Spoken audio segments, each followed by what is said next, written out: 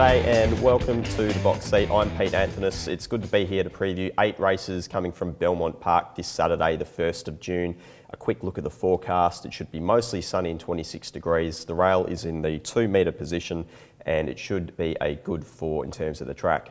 Race 1 at Belmont jumps at 12.09. It's the TABtouch Bet Your Bet plate over 1,000 metres, and we'll have a look at the most recent start of Miss Tycoon from Pinjarra. Of the day immediately under pressure. They're being followed by Mood Goddess Santander. Protected Actions picking up ground as well and still coming. They reach the 150 though, and Miss Tycoon's the leader. Protected Actions run a mighty race. Eye of the day battling on. It's Miss Tycoon in front from Protected Action. Miss Tycoon wins it. Protected Action. It was a nice performance there from Miss Tycoon at Pinjarra. The horse jumped straight towards the front from the outside gate, was ridden with intent, managed to lead the field at good speed and finished off with good sections. So based on that, and given the horse has drawn gate 1, I'm more than happy to have it on top at hopefully an each way price. Second pick is the 4 Got a Motor, who's been trialling very impressively so far. Had the 2 winning trials, both of them showing a nice turn of foot, and I think from gate 2 it should position itself in a position where it can strike late. Third pick is the 2 Miss El Maya, who's shown pretty much a little bit of talent being in unsuitable positions the last 2 starts. The most recent was outside the lead, and before that it was 3 wide without cover for the entire trip, but it's been able to finish the job and defeat similar fields to this.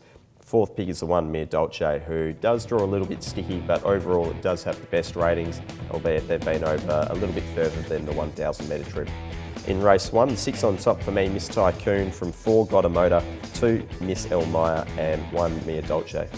Race 2 at Belmont jumps at 12.49. It's the Joseph O'Dea 60th birthday handicap over 1,200 metres, and for our horse and focus, we'll have a look at that most recent performance of Flirtini at Ascot. Away, followed by Playing Marika, Horizon, True Attraction. Black Sabbath is the leader going to the 250. Now as a party makes a move with the heavily backed commodity Flirtini. She draws level, bursts to the front now Flirtini. Coming around, runs to second, but this is going to be a resounding first up win, and it's a 2-stake double for Simon. Flirtini jumped well. It was ridden with intent, just settled in behind on the fence behind Black Sabbath, who was going at a pretty reasonable speed up front. But it returned overall Flirtini the best performance of the day, including the 6th fastest last 200. So despite that early tempo, it was still very strong through the line, and there's no reason to suggest it won't be winning again. Second pick is the 3, which is Don's Legacy. It led at a good tempo as well. Second up, it kicked and just held on there late. It does draw quite prominently again, so it may well be able to lead this field if Flirtini doesn't begin as sharp as what it did last start.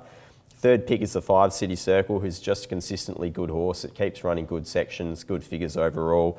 Has a slightly sticky gate in terms of 6, but if it can come across and find a bit of cover, it could be one running on strongest at the end. And then the 4th pick is 7 Miss Marietta, who, coming from that race at Pinjarra, was ridden with intent on speed and returned good sections overall. Again, it's another horse that's drawn just slightly sticky in 5, but if it can settle outside the leader, you would imagine it would be pretty strong going towards the line. But Flirtini is the one they need to beat. The 1 on top from 3 Don's Legacy, 5 City Circle and 7 Miss Marietta. Race 3 at Belmont jumps at 1.29. It's the Peninsula Dining Room handicap over 2,200 metres. And our horse and focus, we'll have a look at the most recent start of At the Ready. With me, called upon by Kirby as soon as they'd balanced up and spotted the judge, and he ranged alongside to grab the lead. Come Play With Me from Salon de Chevelle. They're sprinted clear from Dark Musket. Superior Smile approaching the 100 though. Come Play With Me has raced away from them and is absolutely home and host. He's going to trot in, and there's a double for Kirby in the first 3. I'm tipping a bit of an upset here with At the Ready. It really, as you just saw in that last 400 metres or so, never got clear in that start at Ascot. And given the small field, it probably didn't get the pace up front that it requires. This isn't necessarily a more up-tempo race, but I think the horse certainly does have good figures here at Belmont over the 2,200 metres. So it's coming back to a track that it likes. It should get itself into a bit of a rhythm, and if it gets that clear galloping room in the straight, it might be an each-way surprise victor in this event. Goes on top from the 1 Come Play With Me, who does look the obvious horse to beat.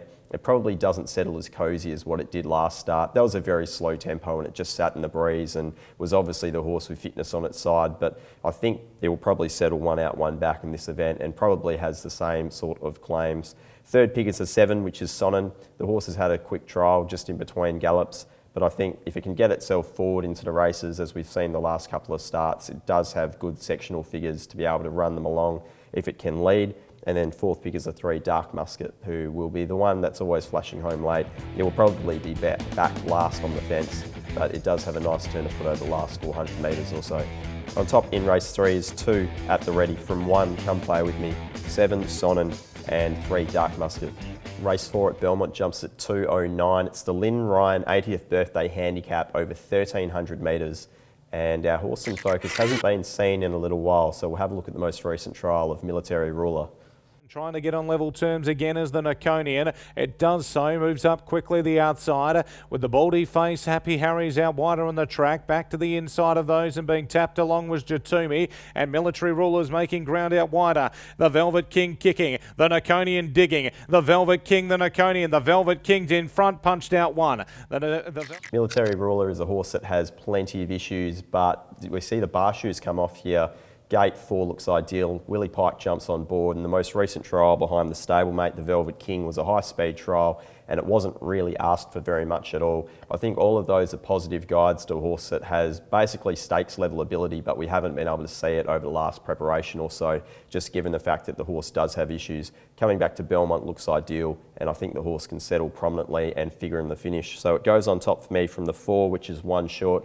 I thought the horse was really good first up, going towards the line. It just missed out late on the victory, but if it gets itself into a good position early from barrier 9, it will appreciate a bit more tempo in its races. Third pick is the 11 Recharger. I think this horse is about ready to lead an event. We saw last preparation when it was running around at Belmont, it would jump straight to the front and prove very difficult to run down. I think Emma Stent on board in the inside gate, it all adds up to a forward performance here. And then fourth pick is the 7 Black Sabbath, who we saw try and lead Flirtini, obviously got tired late. It'll probably settle in the breeze or 1 out 1 back in this event. And again, it is a horse that has claims in what's a pretty tricky affair. 2 on top for me, which is Military Ruler from 4 1 short, 11 Recharger and 7 Black Sabbath.